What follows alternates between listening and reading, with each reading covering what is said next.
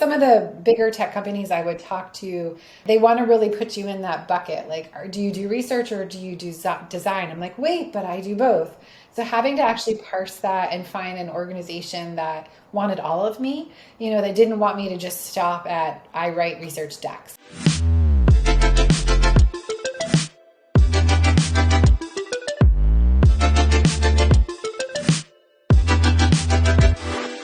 We are so excited to welcome Nicole Kahn, who has worked at the international design consultancy at IDEO, WeWork, and now Carta.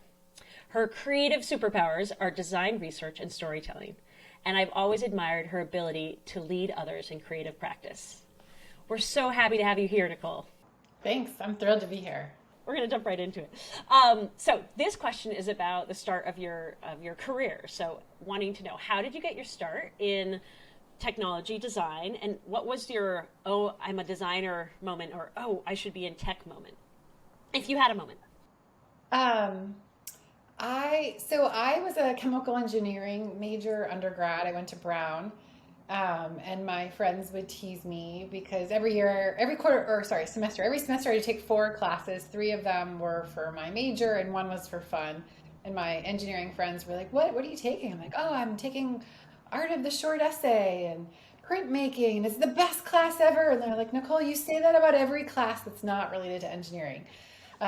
My senior year of college, I took a class with RISD industrial designers and Brown engineers. And that changed my life. That was it. That was the moment where they had played, it sounds very cliche, but they played the IDEO shopping cart video. I learned about the Stanford program in product design, and my heart spit up, and I'm like, this is what I want. Fast forward, 3 years later, enrolled in the Stanford product design program, and, adopted it's all about the journey, how like a chemical engineer can turn themselves into a designer. Is there anything you still use from your days as a chemical engineer that really serves you well? I think I'm like, I don't know. I can be analytical. Like I can like get in, and maybe there's some like the analysis of research, right? Which is both how do you find the patterns and make it all fit, but also creative. I think I get some of that analytical, but no, I was not a very good engineer. I used to be really good at Excel because I had a job between undergrad and grad school where I like all these shortcuts and could do macros and pivot tables.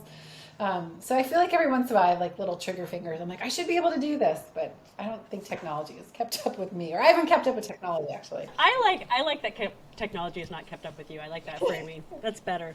So then from there, thank you. That's a perfect transition. You went more into design research. So can you explain that path, how you got started? Was there a moment that you said, "Oh, research is where it's at for me"? Got to Stanford and took a lot of classes and was frankly like very overwhelmed by all the people who had like made handmade boats before and done all the machining and the welding and all that stuff. And took a class with someone who became my mentor, Michael Berry, and had the opportunity to intern with him the summer between my 2 years. And that's kind of where I honed in. I think after grad school, and the thing that drew me to like the design research, the strategy, the innovation side is it was the most open-ended. It was the furthest up front in the design process, and it meant that I had the biggest chance of actually telling people like where is the opportunity, not on the mechanical widget of how we can make it, but like where's the market and the business and the innovation opportunities. And I loved that, and I found myself good at it, which was also reaffirming when maybe I wasn't the best machinist out there. Welding, maybe I can hang, but not so much on the machine. I love it. Thank you. And then the next further into that is you've really focused most of your career in tech. You could be in many different domains. So why the connection and the focus in tech? Tech I would say, is newer. And I was determined to get into tech. Honestly, I think I felt that at the time I risked a chance of irrelevance if I didn't.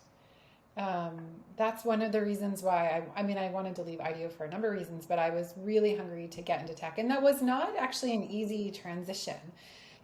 Because when you're in consulting for a long time, and at IDEO, while I did service design, experience design, innovation, research, like how that maps into technology was not obvious for me. So I did a massive job search with lots and lots of opportunity. And, there were opportunities to go run innovation labs but I was most intrigued by heading to WeWork, where I could lead up design research and strategy. So that end-to-end process that I ran at IDEO, where I didn't see myself pigeonholed as a researcher, I'm a designer, right? That got translated for me in tech and as design research and strategy. It doesn't mean I don't get to do all the things. I didn't get to do all the things I did.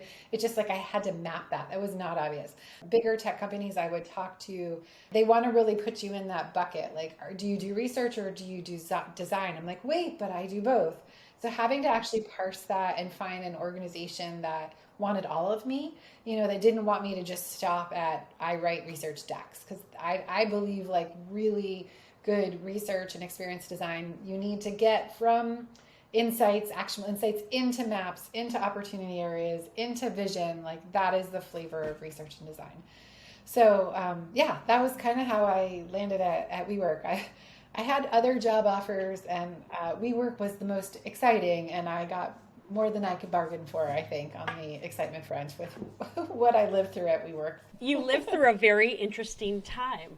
I wonder if there's a lesson you took away from that, either from that period of time during the pandemic or just much more broadly as you progressed through your career, that you'd be willing to share. Yeah, I mean, gosh, so many learnings at WeWork. I learned what is like the result of hypergrowth. This is like not a personal lesson, but kind of more of an environmental lesson. Like hypergrowth startups come at a cost. So you're kind of challenged to grow year over year, revenue at all cost. And 10 years in, which is pretty much when I joined, it's in line with what I'm doing at Carta as well. You have a lot of technical debt, a lot of like user experience debt. People have been told to go build and launch at all costs and haven't had the chance to, like step back. They almost don't want to pay the collaboration tax. So you build. Yeah, wait, speak more. You said they have a user experience debt. Yeah, that's what it's called. Like there's UX debt and there's tech debt. UX debt is like tech debt is like when your back end systems are like not built to scale, or often when you've built, this is me way more technical, and please don't, like I don't know it all, but like you've built a monolith, right? Like you pile things on, and usually you have to decompose things into services so that your back ends can like really thoughtfully call things up to your front ends, and it doesn't, you're not like going through this mess and chain. Well, UX debt is kind of similar, where for example, like you maybe have launched a new feature or a new product, but you've stuck it in a weird place in your menu because you didn't have the infrastructure to build it anywhere else. And so like the user experience doesn't make any sense. It's not intuitive, but you've done it. Or I've seen a lot of like, we just shipped our org chart. Like, well, I'm the, I don't know, I'm the, what would be example? Like I'm in charge of floor plans, this group, and I'm in charge of memberships. And so memberships and floor plans become your top level navigation, but that's not a user's mindset. It's just our org chart. So there's a lot of unwinding of that needs to happen once you kind of pump the brakes on growth at all cost, and can actually step back and say, how do we go back to the first principles of what a user thinks, and what are their mental models, and like what are their core workflows or jobs to be done, and then how does that start to reflect in the design. So yes, you have both of those. So that's like the reality of a scaling startup. I think on a personal level for WeWork, I think I was always a fairly authentic leader, but it brought me to a whole nother level of authenticity when you are leading people. So I had like a year of hyper growth, and then the IPO failed, and we did mass layoffs, and it was very uncertain, and then a year of yuckiness, and then a whole other year and a half of rebuilding. And so like the authenticity that I had to bring to be like, I'm sorry, this place is a mess. I don't really know what you should work on. I don't know what I should work on. Or I wouldn't, you can't retain people, right? I would say like, this place is not easy to work. Like you have to want it. So just that level of like authenticity and being like, I said, no one can question my tolerance for ambiguity and grit and being able to persevere and find the joy and the optimism. So a little bit of like, whoa, scaling startup. And then also like, what does it mean to lead through kind of trauma and ambiguity, I would say. It's crazy. Wow. Thank you for sharing so authentically your experiences as a leader. I'm wondering if you can dig a little deeper into that and say what the differences for you were between leading a design research team and being a design researcher. Being a design researcher means like you're being handed meaty, unknown challenges, and you have to go figure them out by doing all the research yourself, right? Who are the people, who are the users you need to speak to? Um, how do I think about the ecosystem? How do I distill insights and how do I map journeys and identify major pain points and help to strategize and prioritize? As the person who's leading that research team, I had different things I needed to think about. I needed to think about the team and the quality of the talent on that team. So that's a big part of like, do I have the right skills on the team? How do you think about deploying that team? And then guiding. So what's excellent? What does good look like? How do we start to define what I always call them those deliverables that people savor? You know, that one journey map that just like maps the whole world that everyone calls up over and over and over again, or like your diagram of a strategy of how we're going to approach stuff. So helping to guide the design researchers doing the work and think about like what's the beginning, middle, end of a project, and how do I help make their deliverables the best that will serve the organization and their needs. I love on your LinkedIn bio you have a short sentence that says, "No great design is done alone." When were you inspired to put that? When did you have that insight, and when were you inspired to put that on? I had a moment. So in grad school, I just be honest, I cried a lot. I was very hard on myself. I was very intimidated. I had never done a lot of design work before, and I was surrounded by like the best of the best. And I didn't really see myself as like this amazing designer who could go off and design incredible things. And your worldview is very small there. You don't see how you, in a program with 30 students between first year and second year, you don't see how you map out in the world or all the things that you're learning. It was David Kelly actually who talked about how he wasn't the lone designer type. And even to the extent that when he did his own thesis project years and years ago, he would recruit undergrads to come help him with his work. And that was a big unlock for me, and also helping identify myself as a designer and realizing I didn't have to be, you know, the Steve Jobs, although that's probably not the right metaphor, but like the lone genius designer, and it was a team. And I've only ever worked in a team setting. When I worked at Point Forward, it was an apprenticeship model, so it was me and a more senior researcher and strategist. At IDEO, it's all team. I only know how to work that way, probably to a fault. I love this story, first of all, about a very specific story of a moment where David Kelly said he recruited undergrads. And just also your focus on the language you're using. It reminds me of your immaculate ability to tell stories and how carefully you think about what story to convey and what words to use it. And I'm wondering if there's a story that you have developed in your lifetime about a project you did, or a story you're particularly proud of that really stuck with people, that really people still remember it to this day. The bar test? Well, tell me that story. You can start there. Yes. So it's a good segue. The bar test, super simply, and this is, I have to credit my former colleague at IDEO, Neil Stevenson, and I kind of came up with this as well. And it was that observation, which is we had our designers at IDEO doing the same thing. 14 weeks on a project. What happens in the boardroom at that exact meeting is make it or break it. And designers were spending 2 hours on that and not always doing an awesome job. So we spun up a storytelling series to help raise the bar on people's stories by telling personal stories and showing the elements that make a personal story also apply to a work story. First step of IDEO, we call it IDEO Stories, was to do the bar test, which is how well does your story hold up at a bar? So it could be a work story where you go, you don't get into a deck, you don't write anything down, you just go and you pitch it. What is the story of this project? What is the through line? And by the time you drink a drink, you should have it out, and you should be able to get really good signals of like, when did people lean in? When did they lose you? Is there a through line there? Those 5 or 10 minutes of actually just talking through the story and getting feedback exponentially accelerate you in actually developing a really good presentation with good observations, with a through line, with like a good punchline, with things that they should hit in order for people to like actually pick up what you're putting down. I have to ask, can anything be made into a story? As long as you can accompany it with an anecdote. So people remember anecdotes, people don't remember your synthesis of it, right? Like, so you can have the most beautiful synthesis of like your awesome through line, like the point of this is, you know, whatever, you've just done a water project and like everything about water boils down to purity.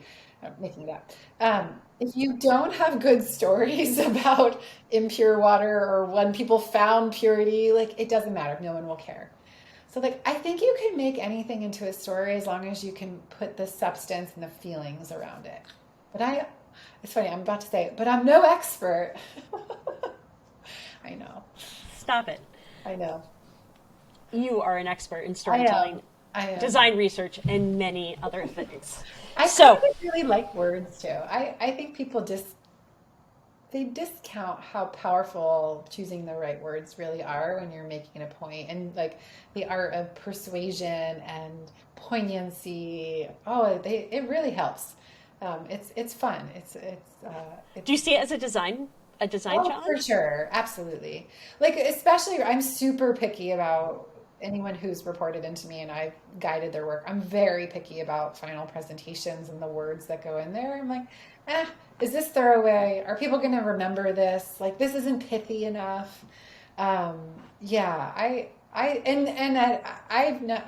I'm not a trained writer. At IDEO, we had that as a discipline. Like there are UX writers and copywriters, some who come more from like the expertise of user experience and how that pairs with like a product interface, and some who are just like amazing at voice and tone.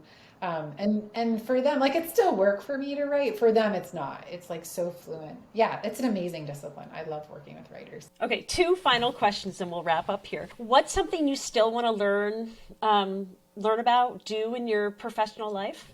I'm still learning tech. This sounds silly too. Like I don't know, like I'm still learning about the monolith and the services and the repo, and like I think it's an interesting thing coming from another world. And I had to check myself at WeWork. I definitely had like a defining moment at WeWork where I had to realize that I was the expert. And that took me a minute to own at WeWork. You show up to these meetings and you're like, who put this deck together? It just didn't make sense. And then you realized, was there a meeting? Did I miss? No, there was no meeting. And somebody just tried to put a deck together, but they didn't know. And hey, you're an expert, you go and lead. And so I'm also trying to blend that, I think, as I learn like more about the intricacies of tech, like how does my expertise lend itself? When should I be louder and more assertive? When should I be learning and using that? What's the things that are important that I need to pay attention to? I love that. Thank you. Final question. Any advice you have to share with young people entering the field that might aspire to be in a leadership position like yourself someday? I think one of the most important skills a designer needs to have, it fits in that category of strong opinions loosely held. Your ability to have a point of view and influence is huge. I was just on this morning with my CPO, and she's like, I need CPO, which designers stands for? Chief Product Officer. So my new boss, because I already have a new boss. She was like, I really think designers need to lead more. They are experts at the users. They are experts of the problem space. They are experts about what's an awesome experience, and they often aren't loud enough. And I like my designers loud. I was like, I will always have your back, but like lead with a perspective, lead with a point of view. And I literally, most of the people that I'm going to give feedback to, that is a point for them. Your colleagues want you louder. Your colleagues want you more affirmed. Your colleagues want you pushing back more. And so that's my advice. And I would say, especially for the women who maybe are going to be in the room with a lot of men, get loud. find your voice, strong opinions listened. And there's ways to do it through humor. There's ways to do it with saying, hey, this is my opinion. Come and, invite the critique, invite the criticism, but like bring the opinion. And they should not be shy about offering that. It's all a prototype. You can always go back. That is one of my personal flaws. Everything's a prototype. I'm just making it up. We're going to try it. Some things are going to work. Some things aren't. This opinion, it's a version of a prototype. Just put it out there. People are hungry for good leadership. Beautiful. I love it. Thank you so much, Nicole.